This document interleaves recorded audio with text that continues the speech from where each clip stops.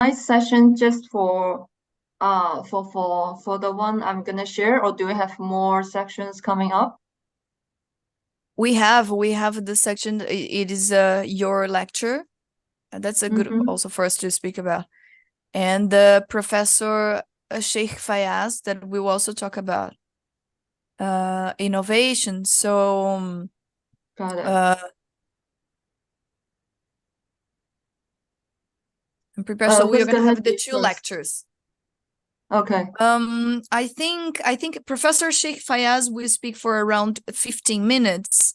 I think it would be great for him to give one background. I do believe your lecture will be more focused on the practicality of the startups, right? More practical. Yep. So I think that we will go with the lecture of Professor Sheikh Fayaz before and yours to the practicality so we can converge. Is that okay for you? Yeah, sure. So it's like 7:15, right? Yeah, would be 15 minutes. Okay, got it.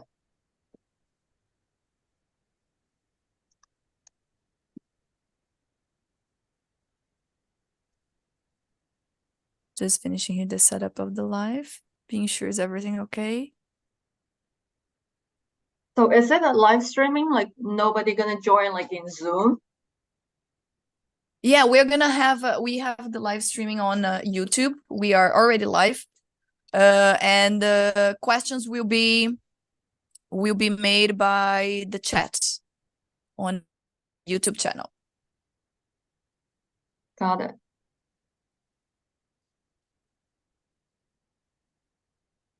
So let's go. I will change now for the Portuguese mode to introduce here our event, ok? Olá, pessoal, sejam bem-vindos. Bom dia para quem está no fuso horário de bom dia, ou boa noite para quem está no fuso horário de boa noite, dependendo de onde vocês estão nos assistindo. Eu sou a Aline Tedeschi, sou diretora de programas aqui da Observa China, que é um think tank, então uma organização sem fins lucrativos que trabalha em rede, fundado lá em 2020, na China por um grupo de profissionais e estudantes que gostariam de qualificar o debate sobre China em português, né? Alguns de vocês já conhecem a Observa China, mas para quem está chegando agora aqui no vídeo e quiser conhecer mais, é só acessar o site observachina.org ou seguir o canal aqui da Observa China no YouTube ou também nas redes sociais, né?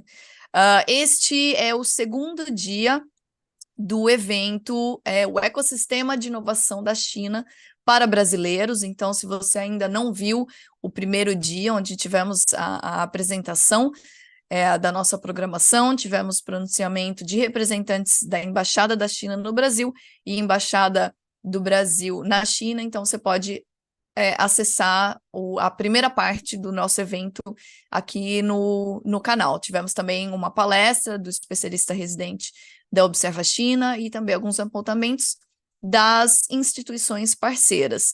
E está aqui comigo também na moderação desse evento o Alan da Silveira, meu parceiro, meu amigo, coordenador da Inova Petrolina e membro da We Think the Future Foundation, que são duas organizações que também estão organizando o evento aqui com a gente. A Inova Petrolina é um projeto do Ecossistema de Inovação de Petrolina com o objetivo de unir a comunicação das ações dos atores do ecossistema, se consolidando como também uma newsletter de inovação do interior de Pernambuco. E a We Think the Future Foundation é uma fundação global trabalhando para criar a conscientização sobre mudanças climáticas e inovação para o clima. Boa noite, Alain. Obrigado por estar mais uma vez aqui comigo na moderação aqui do evento. Boa noite, bom dia aos nossos colegas do Brasil. Bom, pessoal, também gostaria de agradecer as organizações que também estão nos apoiando nesse evento. Nós temos como apoiadores o Sebrae, a Latam China Tech, a Zhejiang International Business School, ou ZIBS, da América Latina, a Universidade de Pernambuco, Universidade Federal do Vale do São Francisco, a plataforma BRICS The Catalyst, o Manguezal, que é a comunidade de startups de Recife, Inova Araripe, a comunidade de startups de Caruaru e a comunidade de startups de Garanhuns. Bom, esse encontro, nós já tivemos uma apresentação geral, mas foi projetado pela Observa China e pela Inova Petrolina e Within the Future Foundation como uma jornada pelo mundo das startups e do ecossistema de inovação da China.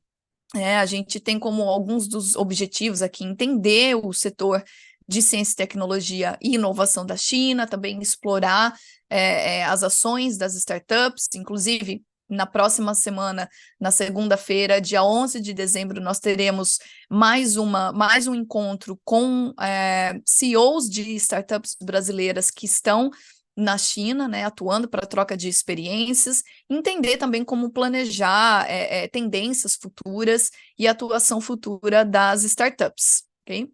Então, além do primeiro dia do nosso evento, que foi dia 4 de dezembro, nós temos hoje, com 2 palestras, também teremos na próxima semana mais 2 dias, né? O dia 11 e dia 12 de dezembro, sempre começando no mesmo horário, às 8 da manhã no Brasil, ou às 7 da noite para quem está na China. E hoje nós teremos 2 palestrantes. A primeira palestrante é a Rebecca Xie, que é diretora de inovação da Plug and Play China. A Plug and Play, ela foi fundada ainda nos Estados Unidos em 2006, depois 2013 veio para a China, e é uma empresa de inovação composta por mais ou menos 50 mil startups, mais de 500 corporações líderes mundiais e também outras empresas de capital de risco, universidades e órgãos governamentais. A Plug and Play é reconhecida como uma das investidoras de capital de risco mais ativas no mundo e também está criando um ecossistema exclusivo projetado para desenvolver e implementar as tecnologias do futuro. Também temos como palestrante o professor Sheikh Fayaz Ahmed, que é professor assistente na ZIBS, uma das nossas parceiras, né, a Zhejiang International Business School. A Zhejiang, ela é sediada na China e tem um foco global, né, com o objetivo de criar escola de negócios global de primeira linha focada exatamente em tecnologia da China. E os IBs têm uma filosofia que eles chamam de 5I, que é ser internacional, interdisciplinar, inovadora, inclusiva e integradora, né, com a ênfase nos 3 pilares estratégicos, que é exatamente essa função, né, essa presença global, uma presença digital e o ecossistema de startups, né? Então, nós temos aqui a Rebeca representando a Plug and Play e o professor Sheikh Fayaz representando aqui os IBs, ok? A dinâmica vai ser, primeiro, a apresentação do professor Sheikh Fayaz Ahmad, dando um panorama geral, né, das pesquisas que ele está levando nos IBs como professor assistente, e em seguida nós temos a palestra da Rebeca, que é a diretora ali do Plug and Play, trazendo uma visão mais prática ali das startups, né, uma palestra mais direcionada para uma ação prática das startups. As palestras hoje serão em inglês, tá? Então vocês podem, para quem estiver, né, óbvio, nos assistindo no canal e do YouTube, é só acessar nessa barrinha que tem embaixo, esse CC, né, o caption, que o YouTube vai dar uma tradução, às vezes não tão correta, mas ao menos a gente consegue entender. E após as 2 palestras, nós teremos abertura para a sessão de perguntas e respostas. Então, vocês podem, enquanto eles estão fazendo as suas respectivas falas, vocês podem deixar perguntas no chat do YouTube. Pode ser em inglês ou pode ser em português mesmo, e depois a gente faz essa comunicação entre quem está nos assistindo, né, entre a audiência e os palestrantes, ok? Então, a partir de agora, para a apresentação também da palestra deles, né, das suas carreiras, eu vou passar a falar em inglês, ok? So after the introduction here of our event, that's the second day, we've been holding the event, the Innovation Ecosystem in China for Brazilians. I would like to introduce you Professor Sheikh Fayaz Ahmed, that is working as an assistant professor at Zhejiang University International Business School. He holds a PhD from the Center for Studies in Science Policy, a postdoc also from Zhejiang University, is co-editor of the book titled Informal Sector Innovations, Insights from Global South, that was published in 2015. And his major research interests include alternative innovation models, digital frugal innovations, regional development, and China innovation. He's a long career and professor. We've been happy to receive you here. I would like to thank you both already in advance for accepting and being available here to exchange these ideas with us. So please, if you are ready, we would like to listen your lecture. Please, Professor Sheikh Fayaz. Okay, thank you so much. Well, good morning, everyone. It's indeed a privilege to speak in this second day event on China's innovation ecosystem, organized by Observa China and Inova Petrolina. I would like to express my sincere gratitude to Mr. Rodrigo, who is actually director of our ZIPS Latin America Center, Miss Mariana, she has been coordinating with me, and Miss Aline. Thank you for hosting such a riveting discussion about innovation technology in China. Well, before proposing my argument later in this speech, I would like to open with a bit of history. The poet and famous essayist Eliot pointed out that history is actually a great teacher. He underlined the significance of taking into account the past when reflecting on the present in order to benefit from the future. It's crucial to respect history if you wish to move forward. Only by reflecting on history can we actually give full weight to the paths, methods, and institutions that have brought us to where we are today. In other words, an insightful understanding of the past can actually help us promote economic prosperity, social justice, and environmental sustainability, all without compromising people's equity, dignity, and agency. In regard to innovation, the history of wealthy nations suggests that prosperity emanates from breakthroughs tied to backwardness. For example, Europe is generally considered to be rich, but in the 17th century, Europe was so impoverished that many residents were labeled as unwashed masses. In fact, Professor Jeffrey Sachs is one of the known professors working with United Nations. He argued that prior to industrialization or industrial revolution, humanity lived in rural areas for millennia, and most of these people relied on agriculture to live. The conditions in non-European countries were even worse. Poverty was unyielding in Asia, Africa, and of course in Latin America. Disease, famine, and inequality were all over the place, and they appeared impossible to remove. However, many so-called poor countries soon witnessed tremendous economic and technological prosperity. The 17th and 18th centuries brought massive industrialization around the world, first in the Northwestern Europe and now then, in other non-European countries. There's another professor, Professor McCloskey. She's an economic historian. She argued that this phase led to a revolution, the likes of which no society had ever seen before. China, India, Europe, and the United States lifted billions from poverty.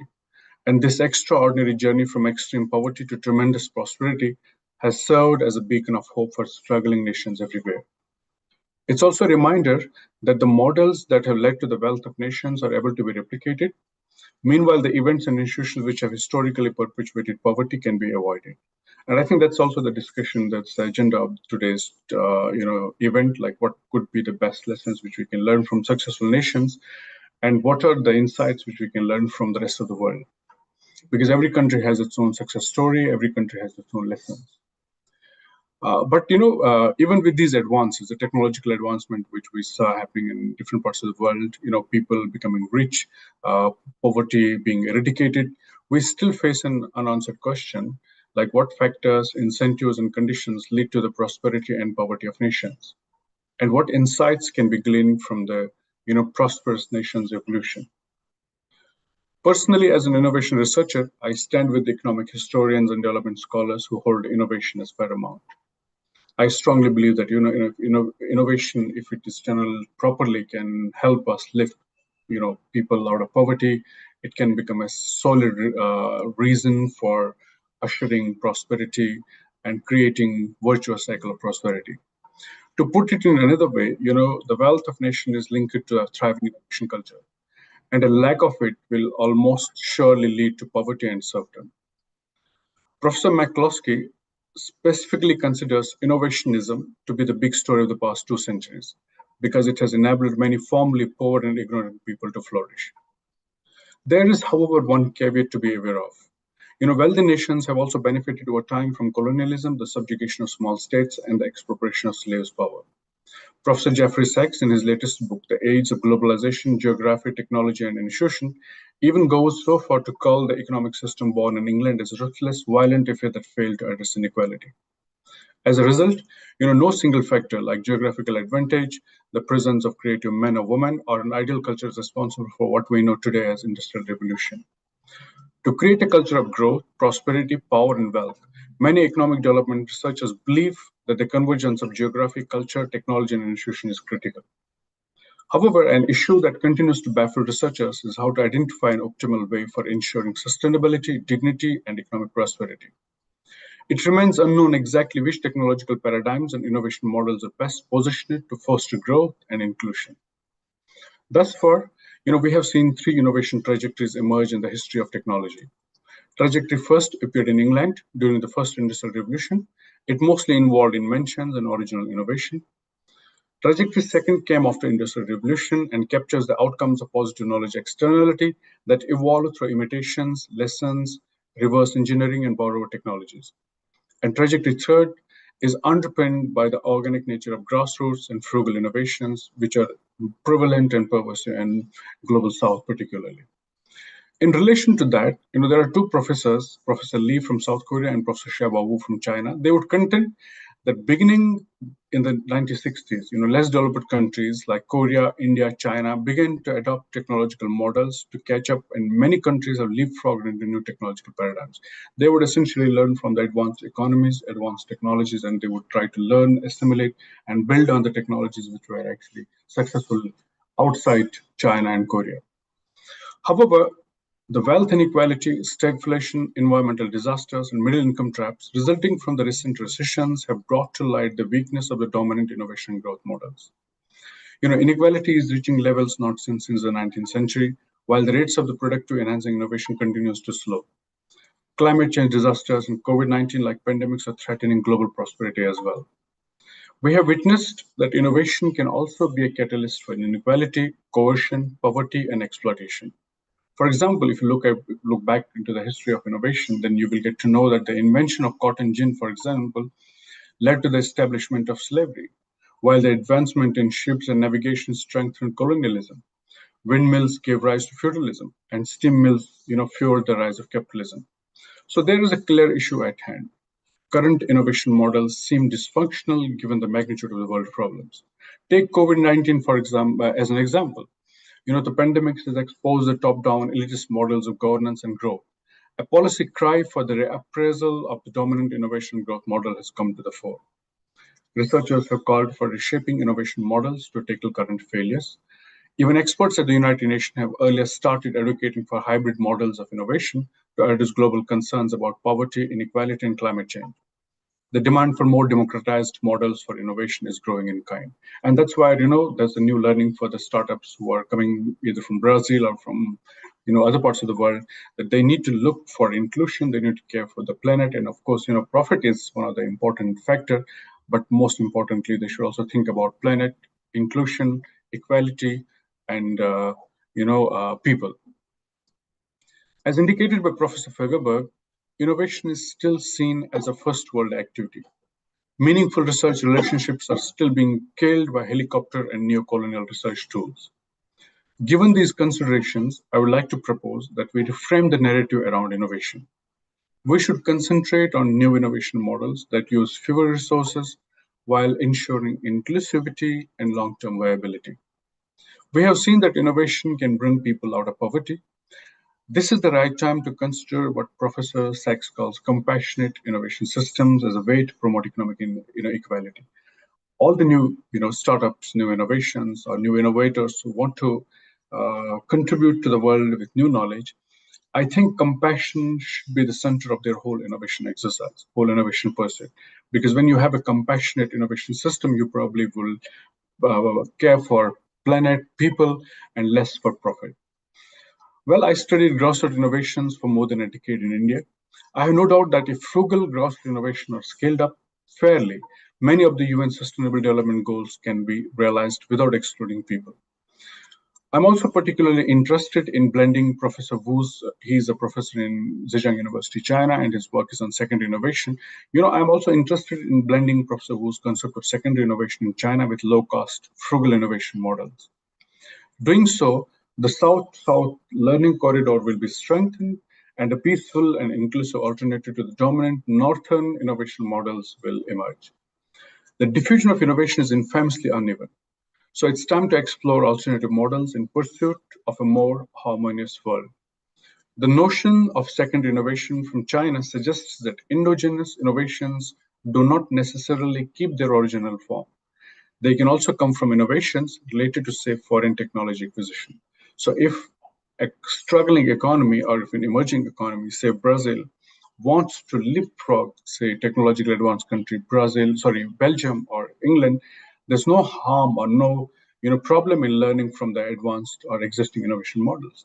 They can learn from an existing technology, they can learn from an existing innovation and see what exactly fits to their context or try to fit the existing innovation model to address the current problems in a different way. So there's no stopping in learning new technology or new innovation. And that's basically the essence of secondary innovation, that the new researchers, the new innovators, they learn from an existing technology, they learn from an existing innovation model and try to find out windows of opportunities and apply the same technology with new features, with incremental improvements to address new challenges. Professor Wu and colleagues have pointed out that secondary innovation can engender in spaces that are dealing with institutional voids, limited resources, and technological constraints. Global South countries like Brazil, we have certain limitations. For example, we're battling with institutional voids, we have probably limited resources, and of course, we have some technological constraints. And that's why this research, this innovation research can actually make more meaning because, we have been using this research pathway, this innovation pathway in spaces, in geographies where countries or where individuals or innovators are dealing with institutional voids or they have limited resources. The important thing about secondary innovation is that it also fulfills the basic principles of frugality. So if you have less resources, you can create breakthroughs out of backwardness. During COVID-19, I have documented many health-related frugal innovations that came from blending secondary and low-cost innovation. Put simply, when knowledge flows freely, it's possible to mitigate disasters that threaten all of our humanity. Secondary digital innovation models can also lead to economic gains that provide people with jobs and dignified livelihood. It's not only about social innovations, or it's not a no-profit innovation thing. You can create a lot of profit, but at the same time, you can create dignified jobs and dignified livelihood without harming the planet. For instance, the case of Taobao villages and Pinduoduo have lately risen to prominence in China as a major instruments for poverty reduction and grassroots entrepreneurship. The other important insights on China innovation system and which merit our attention include: first, poverty-driven innovation system. China's commitment to poverty reduction fueled a skilled and motivated workforce, laying the groundwork for diverse innovations addressing societal needs. If people outside China are interested or want to know about China innovation system, then they should look for these kind of innovation models, which were basically encouraged to lift people out of poverty. And as I mentioned about Taobao and Pinduoduo, they are amazing cases whereby digital innovation, frugality, and secondary innovation components are blended wonderfully to lift people out of poverty. And second important insight from China innovation ecosystem is the government-led strategic innovation support. The Chinese government's substantial support, strategic planning, and favorable policies created a conducive environment for innovation, across all sectors. In innovation literature or in probably free market economics, there is a discussion that government should not actively get involved in the innovation policies or in the business or in the economics. But we have seen in China, the role of the government is commendable. It's because, when government created infrastructure, incentives around innovation, that's how, successful innovation cases are coming from China. So government-led strategic innovation support is the second important insight which people outside China should know how Chinese government is functioning, how they're supporting innovation, and there are important insights for the rest of the world. And third, rural empowerment for inclusive innovation. Initiatives focusing on rural innovation, empowered local communities, fostering creativity, address unique challenges in areas. I've seen in many countries, innovations, basically they have an urban setting or urban space as the agenda or their scope for business. Very rarely people focus rural areas as their innovation hotspots. And this is what exactly is happening in China, where rural areas are being promoted as innovation hotspots. And fourth, entrepreneurial incentives. Well-designed incentives by the government of China, including risk-taking encouragement and intellectual property protection, attracting talent and investments, nurturing entrepreneurship at all levels of the economy is something which world and new startups should learn from China. How incentives are being crafted, what incentives are needed for new innovators, new startups, that's something which probably, people around China should, learn from the Chinese stories.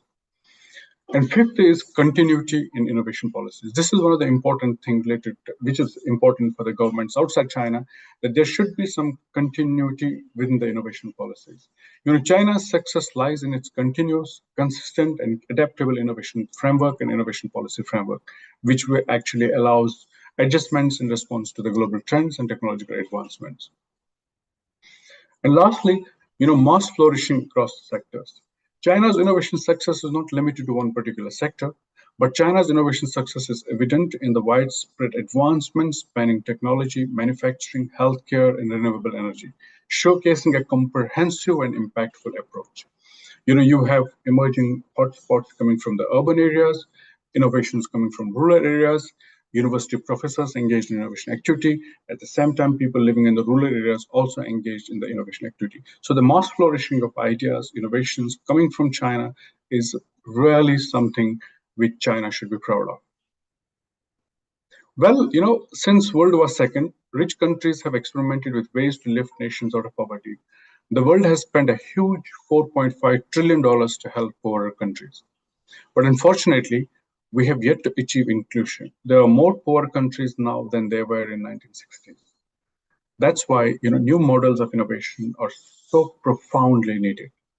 These innovations can help many without exhausting resources, excluding people, and also upending the elitist models is key to the democracy of innovation. It's also needed to promote meaningful South-South collaborations. What I mean by this? We have seen that there are some huge capitalist organizations, they do innovations, and they have almost colonized the whole planet with their innovations and technology.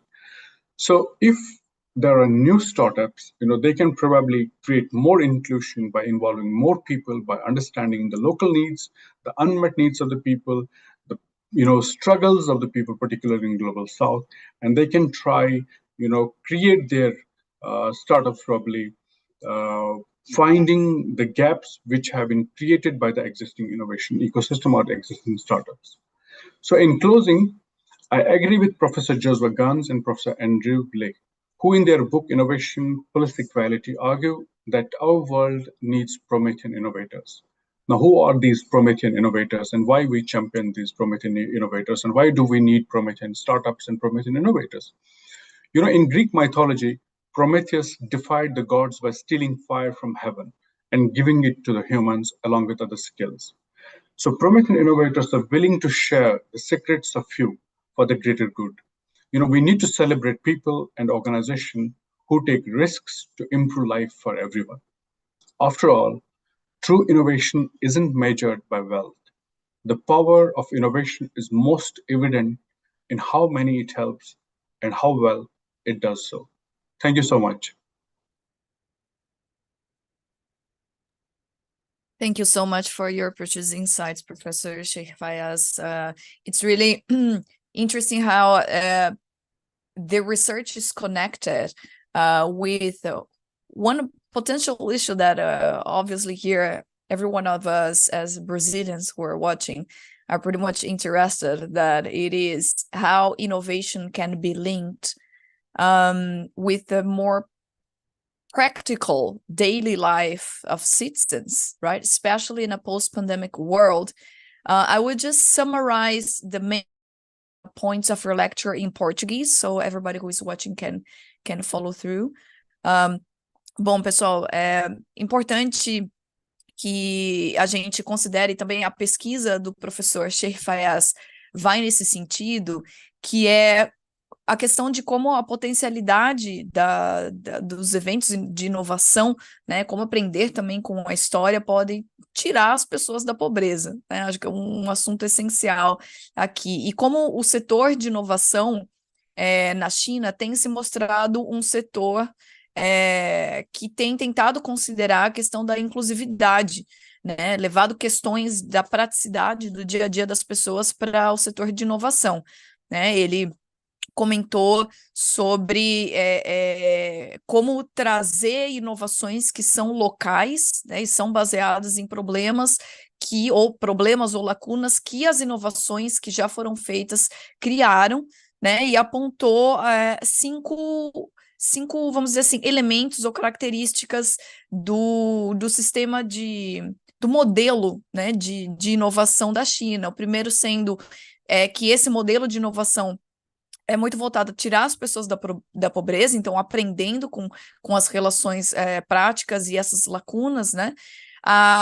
O segundo ponto é que há uma estratégia que é levada a cabo pelo governo, né? Então, é muito importante para vocês que têm interesse nesse ecossistema de startups entenderem as grandes estratégias do governo chinês, que foi algo que nós chegamos a tratar no primeiro dia do evento, né? Então, há o vídeo também desse primeiro dia, onde o especialista residente Ricardo Cotes, da Observa China, trata sobre duas, ao menos, das grandes estratégias da China. Então, né, acontece como um meio de cascata. Também o empoderamento de comunidades locais, então tem esse movimento de entender as especificidades para que startups possam vir dessas especificidades, né, para que possam empoderar esses costumes locais ou algo que já tenha sido feito, né? Isso também vale para tecnologias que são ligadas à agricultura aqui na China também. O quarto ponto, o incentivo a empresários, né? Ou seja, a proteção de propriedade intelectual é importante, né? Como é que são feitos os acessos aos investimentos, então é importante esse entendimento também. E o quinto é como é necessário entender aqui desse ambiente, né, desse ecossistema de inovação da China, a continuidade das políticas voltadas para a inovação, porque essa continuidade ou esse grande sistema, essa grande estratégia, um modelo de inovação e, portanto, um modelo de desenvolvimento que dão uma certa consistência para essas políticas, né? Então, é uma política, um modelo de inovação que é, de certa maneira, multidimensional. Well, thank you very much, Professor, for your insights. I just summarized very briefly what was written in your research. And for the ones who want to follow research of Professor Sheikh Fayaz, his profile can be found in the website of Zhejiang International Business School. Thank you very much. We go now with the lecture. Before our Q&A sections, we already have some questions here on our YouTube channel chat. With Rebecca.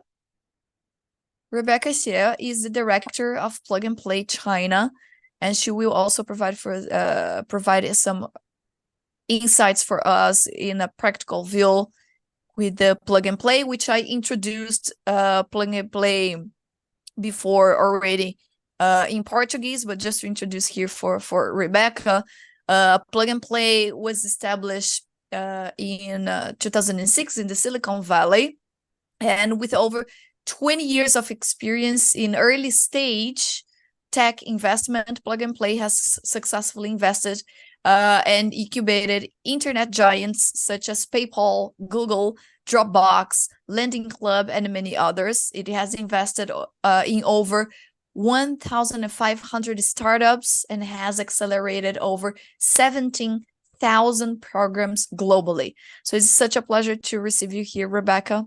Please, floor is yours. Thank you. Thank you very much for having me today. Good evening and good morning, everyone. This is Rebecca from Plug and Play. So I'm currently working at Plug and Play China in charge of cross-border innovation. So been helping startups to come into the China market as well as going overseas. And I'm based in Beijing. So if you have the chance to come visit us in Beijing, would like to meet up.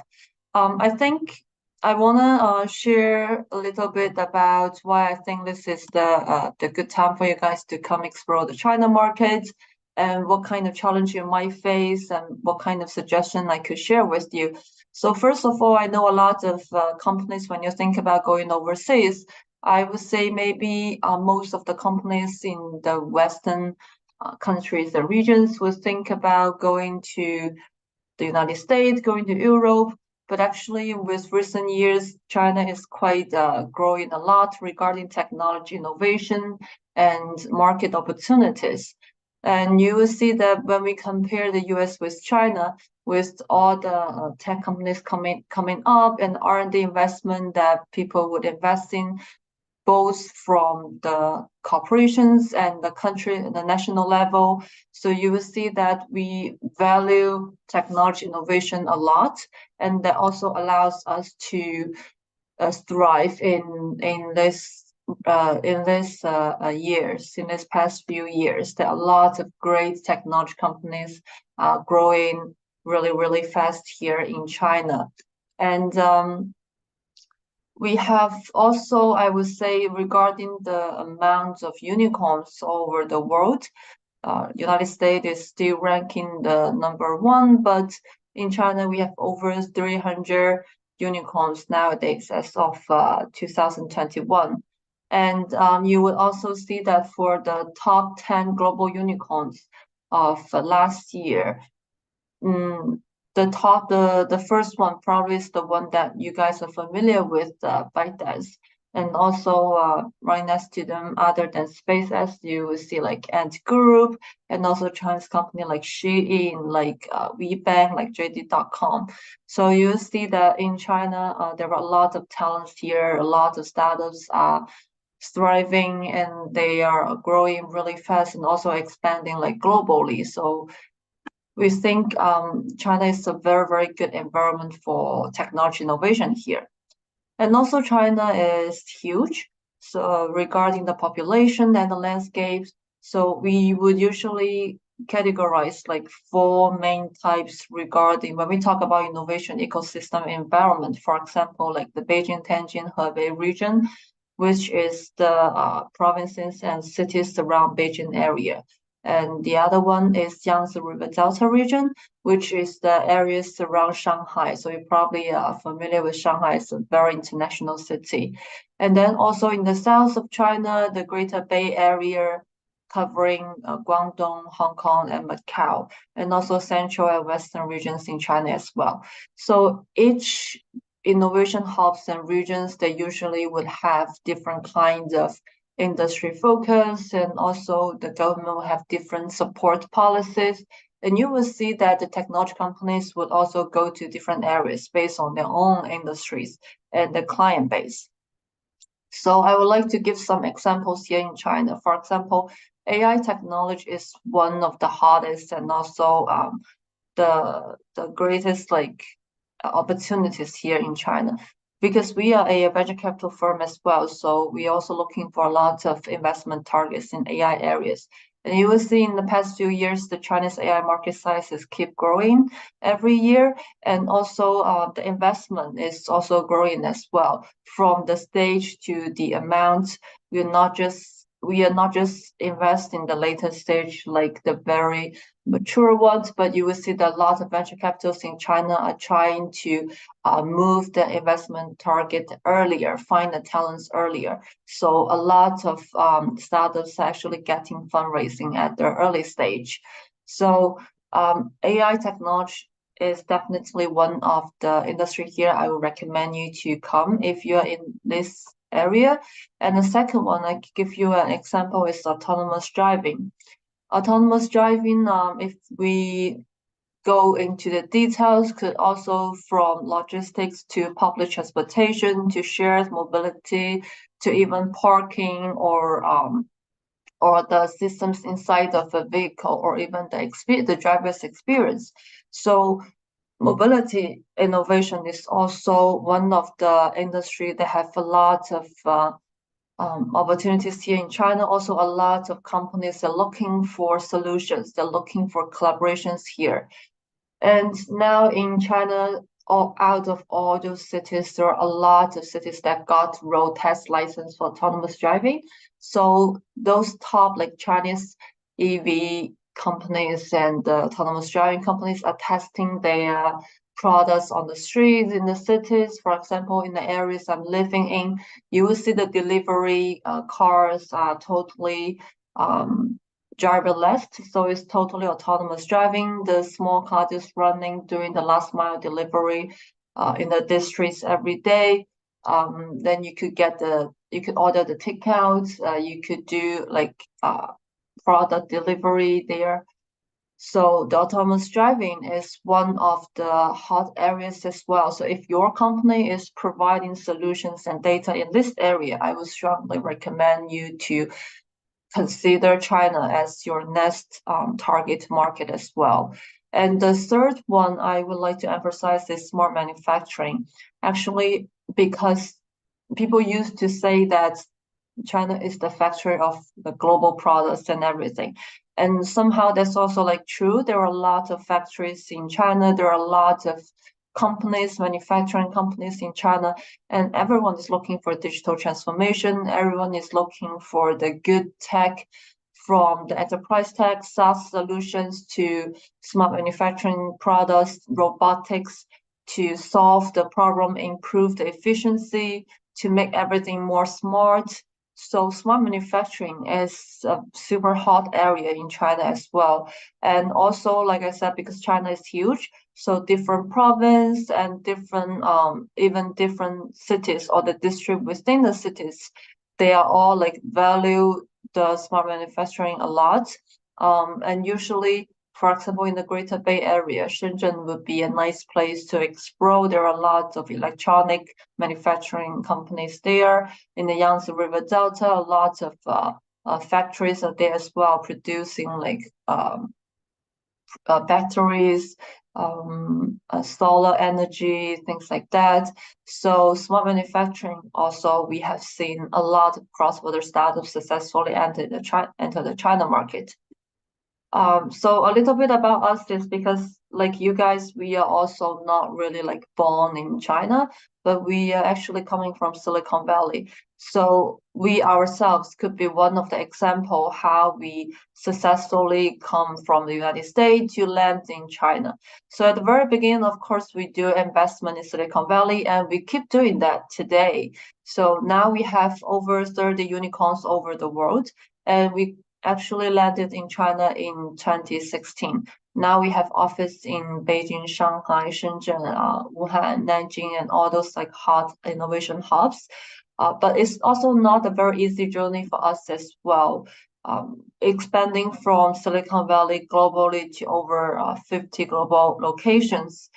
We actually also kind of customize our strategy, and we also do a lot of market analysis and industry analysis, try to enlarge our business and also emerge them with the local industries. For example, we have office in Germany, and we built up the European largest innovation platform with our corporate partner Daimler, because there were a lot of cool German startups in IoT, smart manufacturing, Industry 4.0, or mobility tech. So we are deeply connected there, and we're trying to do a lot of acceleration in those industries. And also, for example, in France, we partner with BNP Paribas on fintech. We partner with Lafayette on brand and retail. So each country and regions, we will usually select a very unique local industry to focus on. Including Brazil, we have office in São Paulo. In Brazil, we focus in health tech and agri-tech. So one of the tips for you guys is the same. Like when you think about your market or your industries, think about where to go. Start from your own industries. Do the analysis. Where is your client base? How big is the industry size, the market size, so that you will have a rough idea where to go. And starting from 2016, plug and play is do investment, but that's more than what we are doing nowadays. Investment, we keep doing that. So if you guys are looking for investment, feel free to reach out to me.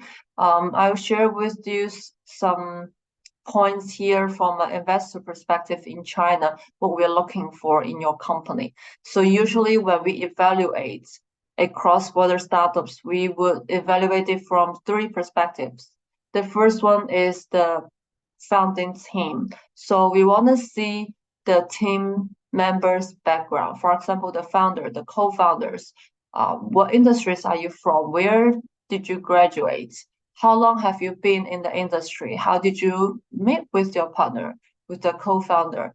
This information is very, very important for early stage investors like us, because usually for early stage startups, you don't have a very solid or quite a big amount of financial data to support your estimation, the revenue.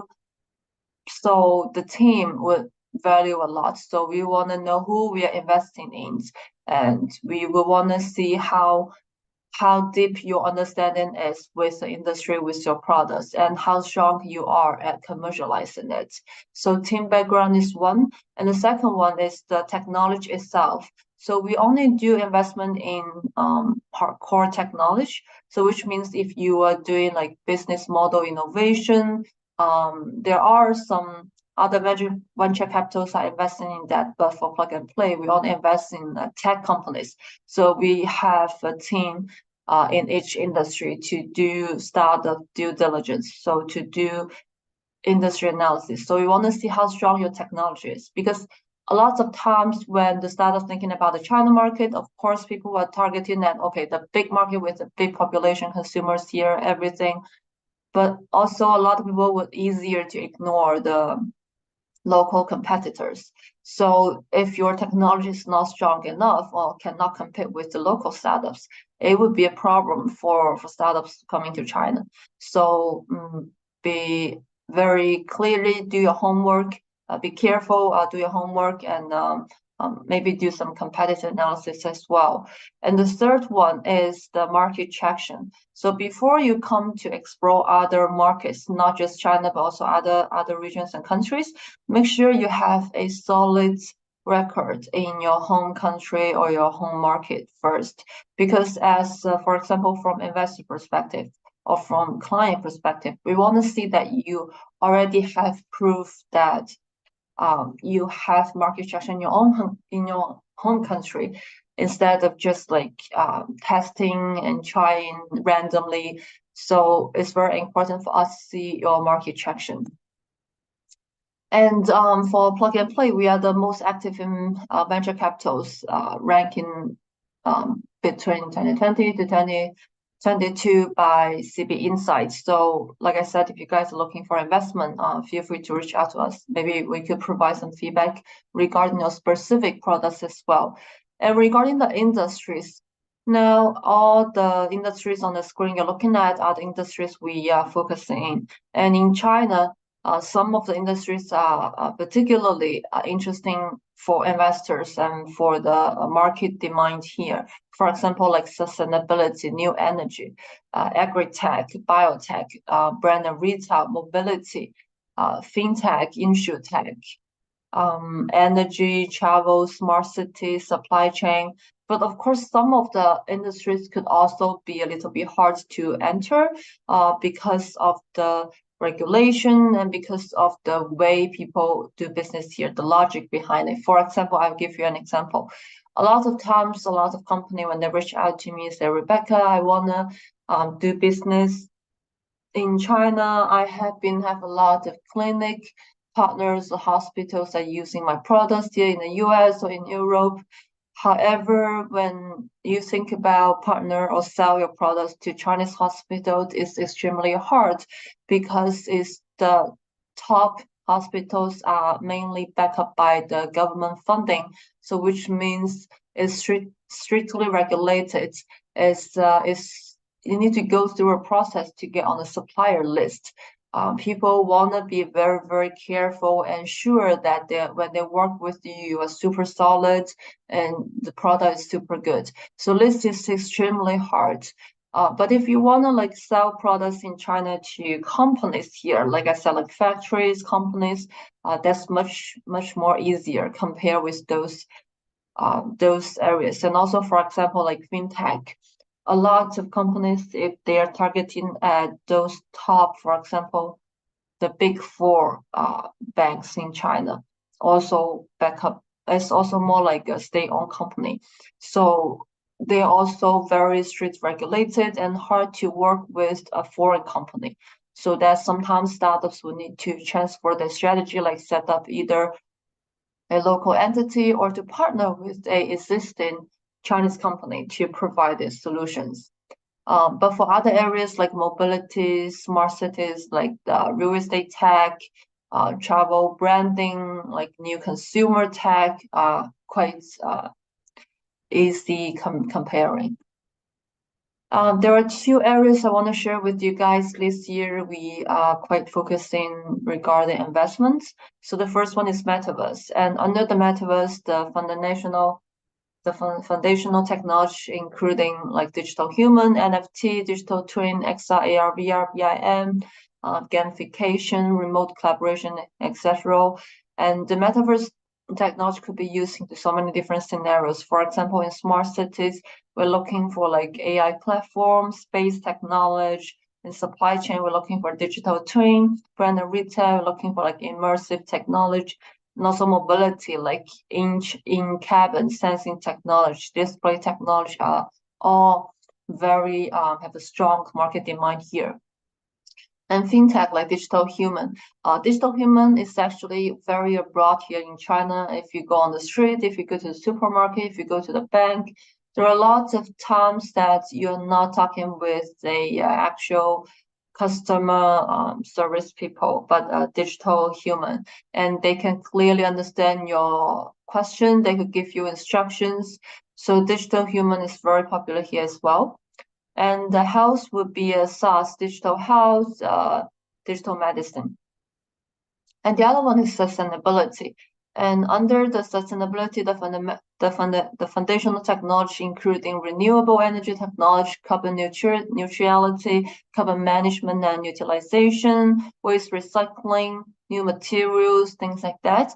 And the scenarios under the different industries could be, for example, in the food industries, we're looking for eco-friendly agriculture, waste recovering. We invest in one of the company named Fieldsphere. You can see that they are doing like recycling, using the waste like flues and materials to generate luxury brand products. So we connect them with our corporate partners, Current Group, and they are now serving a lot of luxury brands. And other than that, also they're providing their products to companies like BMW to do some materials development.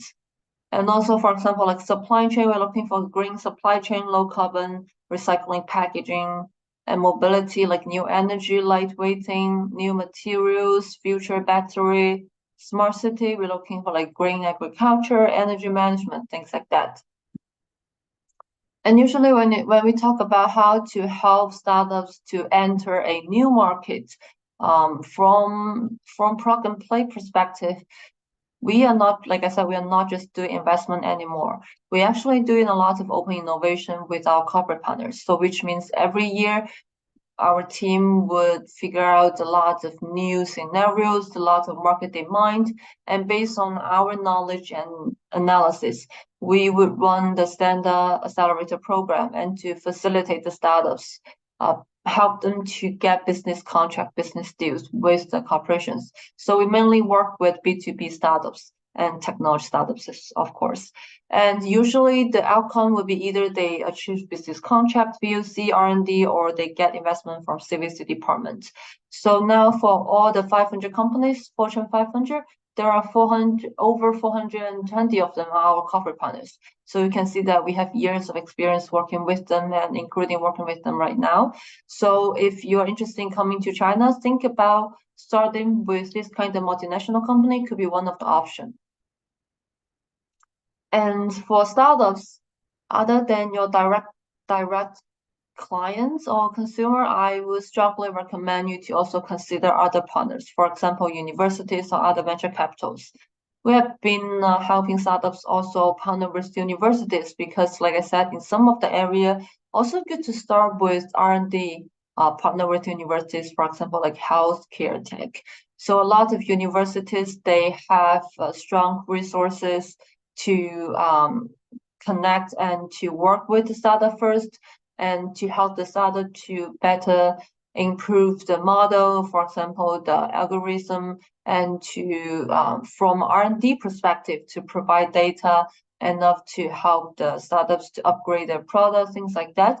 So university could be one of the partners to consider, not to mention that there are a lot of talents are coming from universities. And if you seriously come into the China market, you will need to hire a team here or start with a general manager or an intern.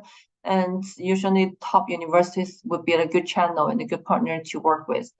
And the other one is venture capitals. So here in China, for plug and play, we only invest in early stage. So if you are at Series B or C or even later on, we probably will not invest in you, but we will recommend you to other venture capitals. And if you need like funding here, a lot of Chinese venture capitals, they not just invest in RMB, but also US dollars. So you can also try to raise funds here. And so all in all, what Plug and Play do is that we build up the whole innovation ecosystem to help startups to get market resources, reach out to clients, to get mentors, to reach out to all the partners they might be able to work with from the very beginning to the end. So we hope that through our activities, programs, and our knowledge, we'll be able to help you to grow in China. And we also have office in Brazil, so I also show a video here. I will need to restart the sharing because I need to share the sound as well. Maybe you guys could take a taste of what Plug and Play do.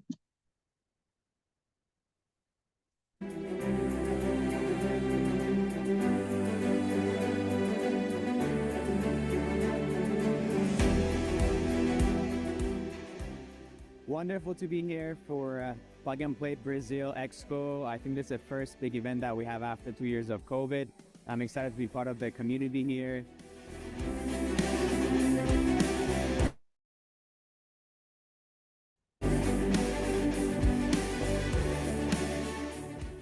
A Clabin já tem uma parceria de longa duração, né, com a Brasileiros, são 4 anos juntos.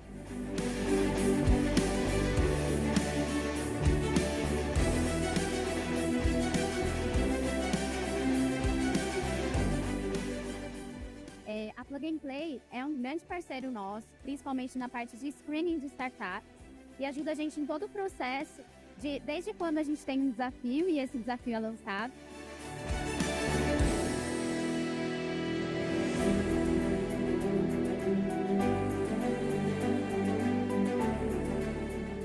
Bom, o evento para a gente está sendo uma oportunidade de trazer a nossa visão para a realidade, né? Conectar corporações, startups, venture capital.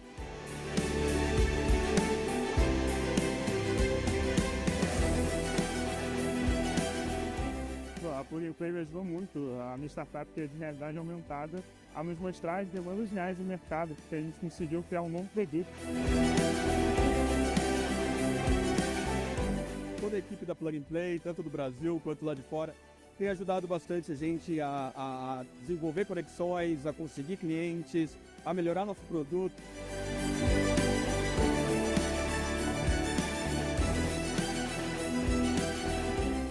Parabéns à Plug and Play pelo grande evento. Uma tarde muito produtiva e muito prazerosa. Obrigado.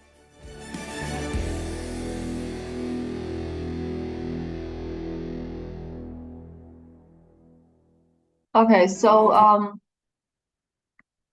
yeah, that's from our Brazilian office. And back to myself, I'm in charge of the cross-border team since 2018. So we have been working on helping global companies to come into the China market, as well as helping Chinese companies to go overseas. So every year we partner with our global offices, as well as the international partners like the embassies here in China, including the Brazilian embassy in Beijing and Shanghai, to help startups to come to China, as well as Chinese companies to go to overseas. We have different formats of the events and activities we would usually do. For example, we run cross-border programs, usually last for 2 to 3 months, and we run like pitching events and also like webinars to share more industry insights. We provide reports. We also host like deal flows between startups and specific Chinese big companies. And also we do innovation summits every now and then, and even competitions. So I think from my observation, I see a lot of companies every year trying to come to China, even though they're facing a lot of challenges. So I think it's very important for you guys to find a good partner here, to understand the markets, and to physically come to China to take a look by yourself. And for the opportunities and challenges, I would say the opportunities is that it's definitely a booming digital economy in China. So innovation and technology is more than welcome here. You will find a lot of like-minded people, a lot of opportunities, a lot of founders here in China as well. And the regional economic integration allows more and more companies to grow big, to be more convenient regarding the collaboration, regarding the cross-industry innovation as well. And also a lot of private companies are going big and growing large, like all the unicorns we just talked about, the private companies. So we see a lot of opportunities for everyone here in China nowadays. And with a lot of venture capitals and PE firms in China, I would say you will also have a lot of funding opportunities here as well. But there are also some tips from my side from the work I've been doing with this kind of cross-border innovation and lending. And the first one is I hope that you guys could spend some time study, understand the regulation, law, and policy, and fully leverage the local resource in different cities. Because like I said, China is huge. You're not just looking into Shanghai or Beijing, this very, very small part here in China. If you really want to come to China, you should explore more cities than that. Other than those tier 1 cities, we usually recommend startups go to tier 2 or even tier 3 cities, because mostly possible that your distributors or clients are not just in Beijing and Shanghai, but also cities around those areas. And the second one is make sure you analyze the competitors in China and differentiate yourself. This is the most frequent questions I would say asked by investors here in China, as well as the potential clients. Like, why would we choose you instead of the existing local Chinese companies when they are like cheaper, easy to work, or have a better product? So a lot of times when cross-border startups showing me the pitch deck, I saw the competitor analysis with a very typical startup in the United States. But I would say that also go check some cool startups in China as well. A lot of Chinese startups have LinkedIn, has been on Crunchbase. See what they are doing. And you will see that if you really have a chance here, or if you are going into the right direction. Do you need to change your business model? Do you need to maybe even change a little bit of your strategy? So do the analysis. That's very important. And the third one is hire a China team and give them observations to make a decision. I would say a lot of times when startups, I have seen this kind of case when they hire a general manager in China, but they ask the guy to report like every detail things, And then the decision making gets really, really long, which is a really bad thing here because China is a very efficient country. So everything runs really fast. Decision is made. So if you want to have a second meeting, go to the second one. People want to have a very clear answer or the next step with you. So if it takes like super long, back and forth, and because you don't understand China, so you need them to explain to you things like that. Instead of doing that, maybe just authorize the person who's in charge into the Greater China market to give them fully access to make decision, to make the judgment, to deliver you the outcome. So that's also very important. And the fourth one is do as locals do. So when you promote your products or your solutions in China, you cannot go on paid for like Google ads, or you cannot go to TikTok. Go to the Chinese person, go to Douyin, go to Weibo, go to the Chinese events, summits everywhere to page, to promote, because social media is one of the part that's different. And the second one is the way people do promotion here is also different. I know, for example, in some of the countries and regions, people prefer to do big commercial, like in the subway station, airports, and there are so many different ways to do promotion. So here, just do the Chinese companies observe what they do and how you could promote your products here, instead of just stick to one strategy when it goes to global marketing and promotion. And the last one is to deep dive into the local innovation ecosystem, do enough networking, and join the communities and find the right partners. Very important. I know probably most of you are not in China yet, you're still in Brazil, but there are some ways to understand or take a look at China as well, because, for example, like join some online events like today's event, or watch some or there are some competitions that welcome foreign companies, so you can also join some competitions. They allow you to pitch remotely. And I would strongly recommend you to physically come to China when you have chance, because that's the way you really understand what's going on, how the people think and react here. For example, I'll give you a very simple one. People don't bring wallets everywhere because there's a super app here, like Alipay, like WeChat. You do everything there, from communication to shopping to book your tickets to go to the subway, everything, the high-speed train. So it's hard to understand if you're not here, or the way people think, or the way they're expecting from you. So I would just strongly suggest people to come here to experience. Yeah, I think that's all from my today's presentation. If you guys have any question, I'm happy to answer that. Great, Rebecca. It was amazing, the insights. Speaking from somebody who lives in China, I do believe that this understanding of not only the ecosystems, right? And there is from today's insights the great strategies and development models. So then from that it is a governmental guide. We have the innovation models.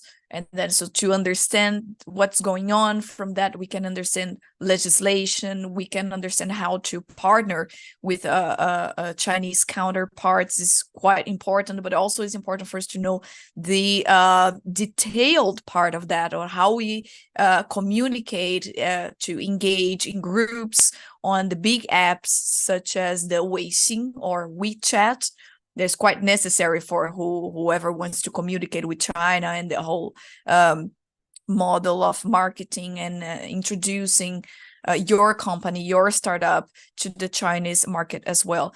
Thank you so much for the insights, Rebecca. I would just summarize your main points here in Portuguese, so we can follow up to the Q&A questions. We will address then later on one question for each one of you, okay? We already have questions from our audience. Bom, pessoal, a Plug and Play é uma aceleradora de startups, né, que trabalha majoritariamente com investimento em estágios iniciais das startups.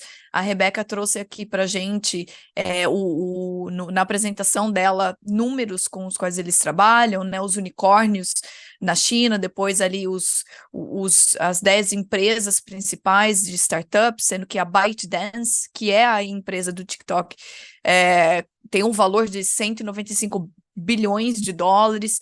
Depois ela mostrou para a gente algo que é muito importante aqui na China, que são os métodos de investimento e de apoio à inovação por regiões. São grandes áreas aqui na China que recebem, de acordo com o seu potencial local, investimentos e apoio do governo chinês, né? Um desses locais onde mais tem estrangeiros é o que eles chamam da Grande Baía, ou Great Bay Area, que fica ali na região de Hong Kong, Macau e Shenzhen, né? Então, essa região é uma região que está recebendo, é um hub de inovação, né? Recebe muitos investimentos e muito apoio, principalmente considerando Macau com um histórico com a língua portuguesa, né? Então, existe a comunidade de países de língua portuguesa, que tem Macau ali como seu centro, né? E a partir dessa plataforma também as startups brasileiras de língua portuguesa podem acessar mais facilmente documentos, inclusive da contraparte chinesa. Ela mostrou para a gente que a área de liderança aí em termos de inovação é a inteligência artificial, né? Eles estavam passando ali por um período de experimentação e agora estão num período de comercialização já das startups de inteligência artificial. Então, para quem trabalha nesse setor, é uma boa hora para tentar vir para a China. Mostrou também um pouquinho das regiões e das dinâmicas ali, né?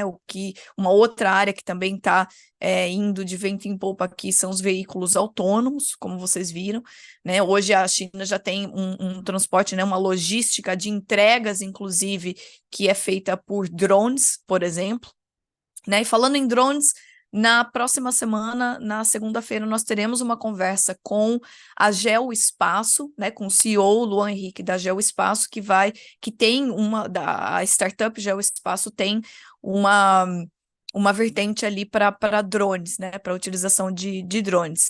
E aí ela também mostrou para a gente o que procurar, né, aqui na China, uma maneira, vamos dizer assim, mais fácil de entender o ecossistema de inovação aqui na China, que é primeiro, o que a Plug and Play faz é buscar o histórico da equipe, da sua startup, né? Então eles querem saber o background mesmo, onde estudaram, o que fizeram, né? Como se conheceram, né? Essa união da equipe para dar uma consistência maior, né? Na possibilidade de financiamento pela Plug and Play, que então querem saber basicamente em quem estão investindo, a tecnologia em si, né, qual é o modelo de inovação da sua startup, fazem análises industriais, né, consideram se é uma tecnologia forte o bastante para competir com startups locais aqui na China. E por terceiro ponto, o histórico da sua startup, né, o seu recorte de mercado na origem local, ou seja, no Brasil, para a maior parte das pessoas que estão aqui nos assistindo e estão participando do nosso evento, né? Eles fazem também uma análise do recorte de mercado da sua startup no país de origem, né? Também a Rebeca explicou para a gente pontos importantes a saber sobre o ecossistema de inovação da China, como a legislação local, né?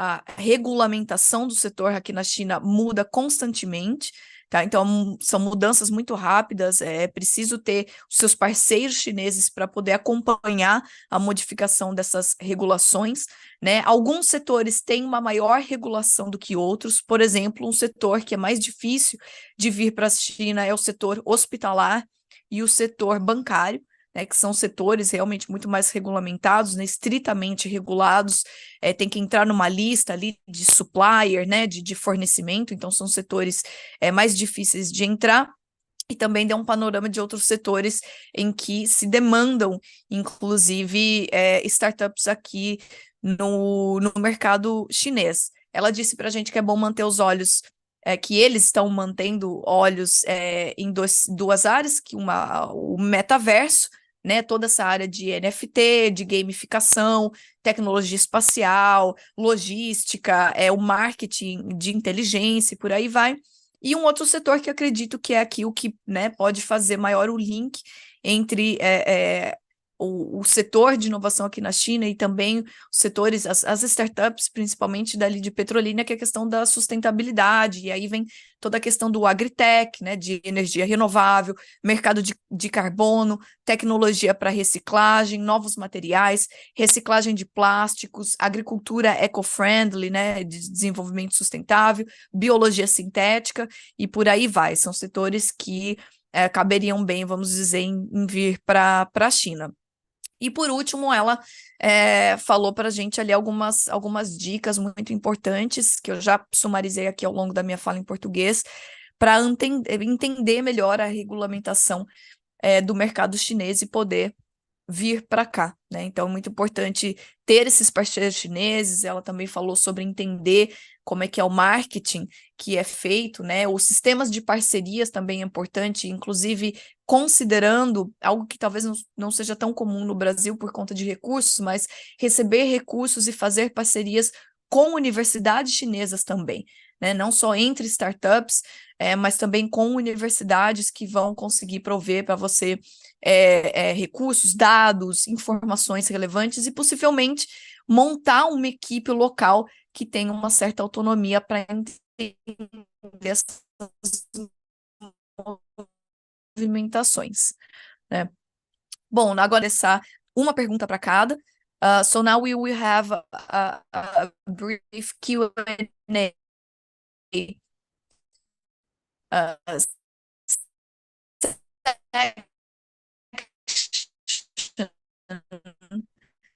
We have one question for each one of you tonight. I will address first the question for Professor Fayaz.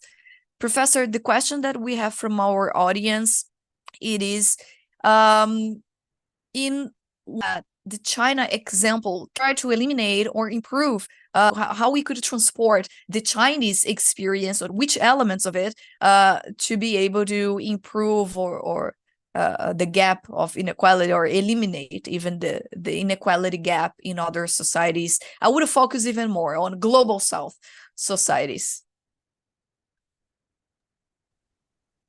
Well, thank you so much. Thank you to my other speaker for giving a very detailed outlook of the opportunities and the windows of opportunities for new startups who want to do business, who want to expand their innovations to China. Well, as a researcher who is working in China on innovation, so there are some important elements, probably, which the global South world can learn from the Chinese experience related to poverty alleviation programs. The first is the use of digital technologies, and importantly, blending digital technologies with the government incentives and the government support. They have created a rural innovation ecosystem whereby state actually nurtures and incentivizes new technology, new innovation, which are exclusively linked to lift people out of poverty. For example, government building infrastructure in rural areas, giving internet to the people living at the peripheries, and then giving incentives at the entrepreneurs who want to set up their businesses in these rural areas. And then also, the other important thing within this rural innovation system is blending with the universities and the entrepreneurs. For example, if an entrepreneur wants to set up his business in the peripheries, he gets, insights, intellectual support, he gets the support from the universities, he has a strong support from the government. So all these actors and sectors who are needed in, theoretically in creating a virtuous innovation system, be it the rural innovation system or the urban innovation ecosystem or the national innovation system. China has done it brilliantly. They have collaborated with all actors, they have connected with all the sectors, and that's how they're able to create this virtuous cycle of innovation prosperity in all the peripheries of China. And what is actually happening in the global South? There's no dearth of innovators in other parts of the world. Governments are also committed to create innovation culture in global South countries. But somehow I could see that there are some broken linkages between these actors and sectors who are involved in innovation. For example, if we want to create an innovation ecosystem at the regional level or at a local rural level, everyone has to come together. There has to be a strong collaboration between various actors and sectors. For example, universities, government, industries, entrepreneurs, the market regulations, everything should work in tandem. If they are on the same page, if incentives are crafted with the government, if innovators, they know where to get the funding support, they know how universities can help them. So I think that will be something very interesting for the global South countries, that there is a strong regional, local, and national innovation system working in China. And there are some important lessons for the rest of the world, particularly for the global South, that how a country which was battling poverty 30 years back is able to lift more than 1 billion people out of poverty using innovations, using frugal models of innovation. Another important insight, which is relevant and important for global South countries who are interested to learn from China, is the innovation policy continuity, which I mentioned. For example, there was an innovation policy launched in 2006, which is called MLP, medium and long-term science programs in China. They launched it in 2006, and they identified 20 goals that by 2020, China has to, accomplish those set of goals which are identified in 2006. And within a span of, this time from 2006 to 2020, all goals were accomplished, and not a single policy, agenda was changed. Compared to China, what happens in other parts of the world, particularly global South countries, we quickly change our innovation policies. We move from one agenda to another agenda. We have the government, when regimes change, when there is a transition in the government. So when different parties come to the power, they come with their own innovation agenda. And when the new power comes, when the new government comes in, they change their own innovation projects. And that actually creates a lot of confusion among the implementers, among the innovation scholars, among the innovators and startups, because one government will have one set of incentives and the other government will abolish those incentives and will create their own incentives. And this is something not happening in China. You have one policy launched in 2006 and all goals were accomplished by 2020. And now the new goals which will be identified by the government now will be completed even after, it will be completed by 2030 or by 2035 or 2049. So that innovation continuity is very important, and it actually gives confidence to innovators and startups and investors that this policy is not going to change, it's not going to be rolled back. This kind of opportunities will not be abolished. So that's something very important which is actually happening in China. And lastly, the important insight which world can have from the China is the involvement of the universities with the innovation. In different parts of the world, we have our universities, we have very good universities in other parts of the world, for example, in global South, India, Brazil, and Russia, and South Africa. So we also have a vibrant universities, they're producing a lot of human resource talent. But the problem is, most of our research is not linked directly to the societal needs. Or maybe, we are not nurturing innovations or startups within the universities. Maybe that's not the priority in our universities. So I think the way Chinese universities are linking their knowledge, the way they're addressing the needs of the society, the way they're channeling their research to create value for the society and for the world using their research, and the way government funds universities is something incredible. For example, I come from Zhejiang University. The budget which Zhejiang University gets for a year is more than the budget which India gets for a whole higher education department. So you can see the priority is for the university, and university is successfully translating the research and creating valuable solutions for the society, for the government, and for the research as well. And they're creating breakthroughs using new knowledge, using new technology, and they're also not leaving anyone behind. For example, universities directly go to the rural areas. They work with the innovators and entrepreneurs who actually exist at rural areas. That's something very impressive, which I think other universities outside China can learn from the university.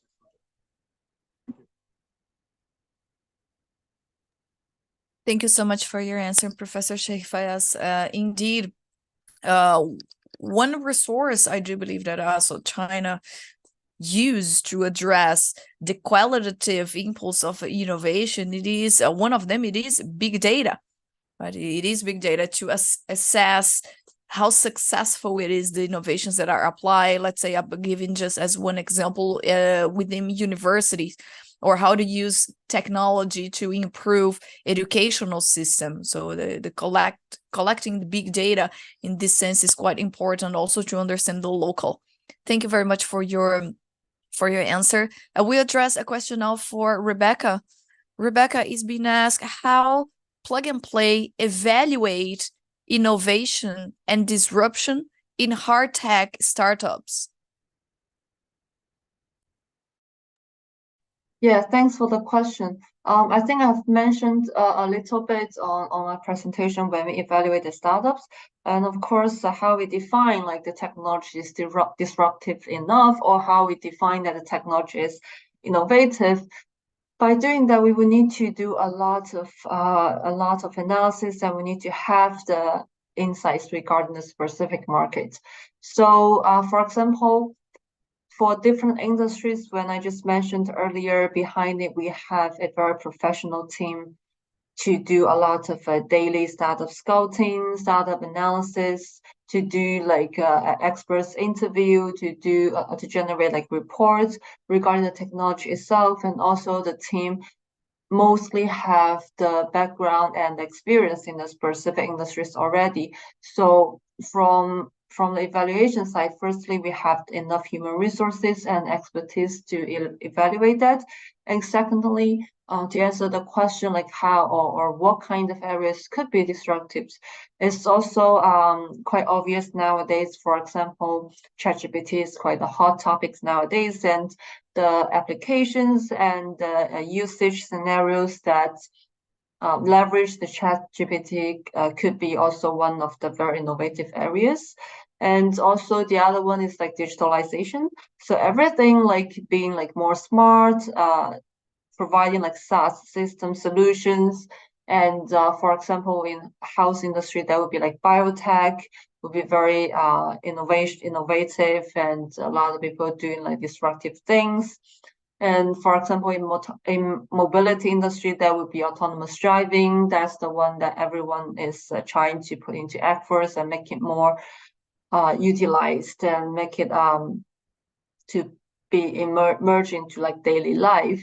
And also for like, for example, food and agri-tech, we are looking for technology like plant-based meats, or the plant-based like milk, or some like new packaging materials to be more sustainable, more environmental friendly, more ESG. So each industries we have selected like a few different technology base and focus areas, and every year we will follow that direction to do startup scouting, to find those startup who we think will be the best fit for the Chinese market. Great. Thank you so much, Rebecca. I will pass now the word for Alan. Alan, would you like to make the final question? Yes. Thank you, Aline, and thank you, Professor Fayez and Rebecca. It was amazing and incredible for our startups and our ecosystem. I would like to ask a question for Professor Fayez. We have some local authorities watching us now from 8 cities of our region here in Petrolina in Brazil. And you say that innovation is a catalyst in fighting against poverty, and talk about the role of government in development innovation. I would like to know if you believe that local government plays an important role in the development of innovation.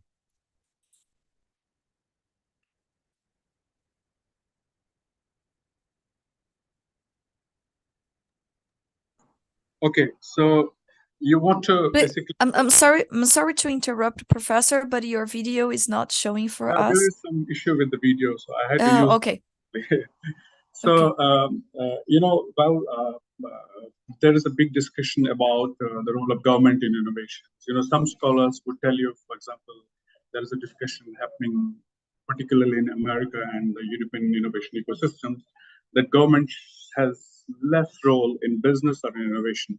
They believe that, innovation is basically the role of the entrepreneurs, startups, and, the way we know about capitalism grows and the neoliberalism and all that.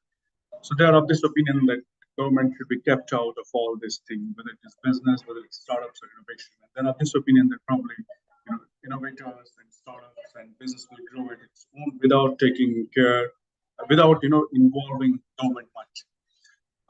This was basically the free market, understanding of innovation and business. But now what we have witnessed is that many people are saying that no, the governments can actually play a very important role when it comes to creating inclusive innovations, when it comes to creating profitable innovations as well. There's a scholar professor at UCL, her name is Professor Mariana Mustafa. She published a couple of books about the role of the government in innovations. For example, one of her famous book is The Entrepreneurial State.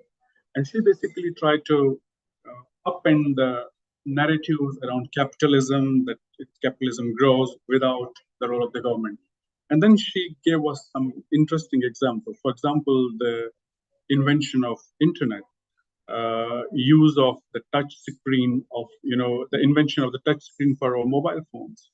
And then you have, even the moon mission, spacecraft or man landing on the moon. All these big projects and big inventions were possible with the active support of the government. And now what we have understood, the way China is growing, from the last 30 years, as I pointed out, China is the only country in the whole human history which has lifted more than 1 billion people out of poverty in a short span of 30 years. This is incredible. And how was China able to lift such a huge population out of poverty?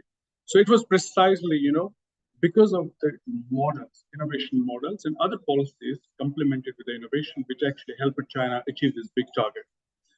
So one important thing which China did was the role of the national innovation system. You have a strong government creating incentives, but at the same time, they decentralized the whole development model. You have the local governments. The local governments created their own innovation ecosystem. The local governments created their own incentives. The local governments, channelized their own innovation potential. For example, I was recently, before coming to Brazil, I'm right now in Brazil. Before coming to Brazil, I went to a couple of villages in China. And there's one village close to Hangzhou. They have historically been engaged in silk manufacturing process, but they have been doing it historically, using manual skills. But now the local government, they realize that they have the capability of silk weaving. They have the silk art with them, silk knowledge with them. So it's better we build on the local knowledge, we build on the local capabilities, and we build on the local resources. And the local government, they responded with similar incentives. They created incentives to build on the traditional knowledge which was existing in that particular village. So they had an autonomy, they had an authority, they had the incentives to create the local innovation ecosystems. I think this is something which is important for the rest of the world. For example, say Brazil, if you have one region or if you have a local government, it's important for them that we decentralize the whole centralized innovation policies. We empower the local districts, local communities, and we give them the autonomy and authority to decide what exactly they want to innovate or what they want to, invest, why they want to invest.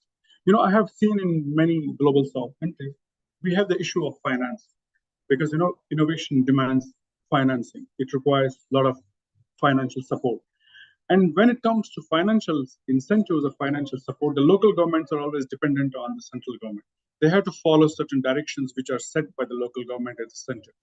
And also, with regards to the regulations, if somehow the local governments will manage financing, then they have to navigate the regulations which are set by the central government. So they don't have the autonomy to create their own regulations at the local government.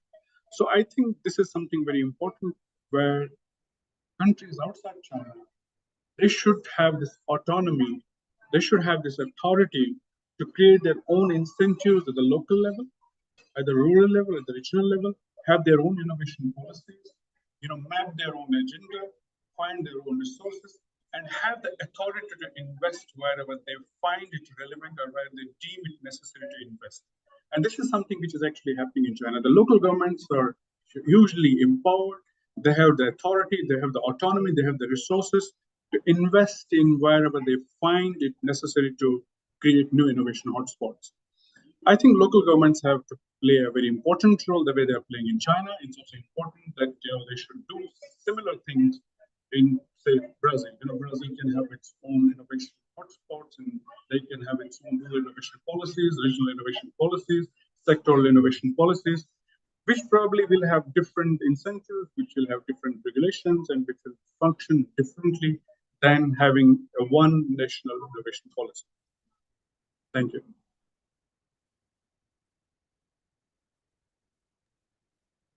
Thank you so much for the answer once more, Professor Sheikh. Unfortunately, we are running out of time here for our event of the second day.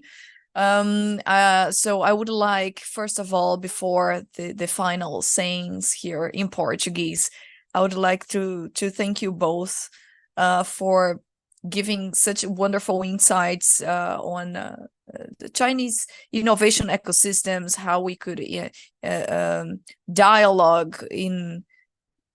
do the dialogue between this innovative impulse in our own local situation. I would like to tell everyone also that Professor Sheikh Fayaz is now in Brazil, coincidentally. And so thank you so much for your disponibility to come here and share your insights and your research with us. Do you have some last words that you would like to say, or to give our audience the address of a website, or how can they read your research? How can they get in contact with Plug and Play for the case of Rebecca? Professor Sheikh, how can they find you online? Yeah, thank you so much. It was really great to interact with you all.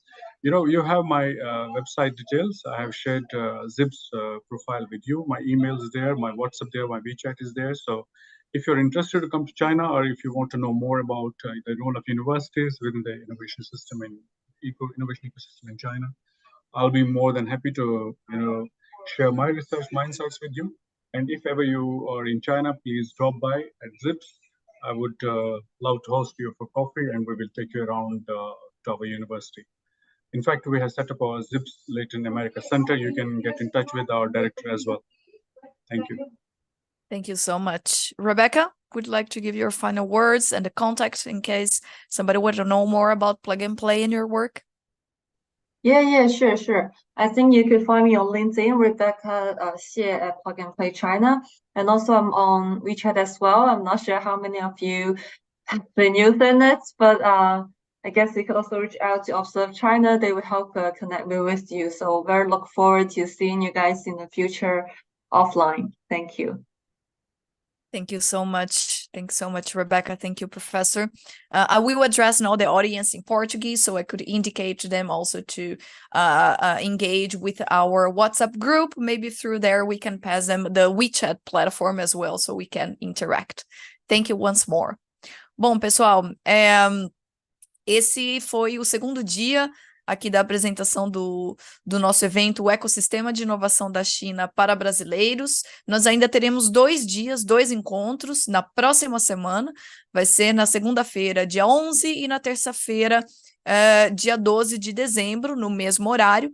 O nosso próximo encontro na segunda-feira, nós teremos uma conversa aqui, uma troca de experiências com a CEO da Continental Corporation, a Daniela Sena, e com o CEO Luan Henrique, que é CEO da Geoespaço. São 2 startups que vieram para a China, já atuam aqui há alguns anos. Ainda dá tempo de entrar no grupo de WhatsApp desse evento, né? O evento de inovação, é ali onde a gente envia algumas notificações, onde a gente consegue interagir. É só fazer inscrição pelo site da observachina.org. Na barrinha acima do site tem a seção de eventos. Vocês conseguem fazer a inscrição através de um e-mail e conseguem receber um e-mail com o link do nosso canal do YouTube e também acessar o WhatsApp do grupo desse evento que está acontecendo agora. E também aproveite para seguir a Observa China nas redes sociais. A gente está no LinkedIn, no X e no Instagram também. Agradeço aqui, então, toda a equipe da Observa China que tem ajudado a gente a fazer esse evento. Agradeço imensamente meu parceiro aqui de organização, Alan da Silveira. Obrigada, Alan. Gostaria de dar aqui algumas últimas palavras para o pessoal. Dizer rapidinho, agradecer o Observa em nome de Aline e toda a equipe, aos nossos colegas que apresentaram hoje e quem esteve com a gente até o final. Acompanhe o Inova Petrolina, a gente vai mandar lá no grupo do WhatsApp todos os links, então se inscrevam no observachina.com, e é isso. Até a semana que vem, né, Aline? É isso. Bom, interajam lá com o nosso grupo de WhatsApp. A gente também pode passar o contato dos palestrantes para vocês por lá também. Gostaria de agradecer a audiência. Obrigada por nos assistir. Vejo vocês também na semana que vem. Muito obrigada.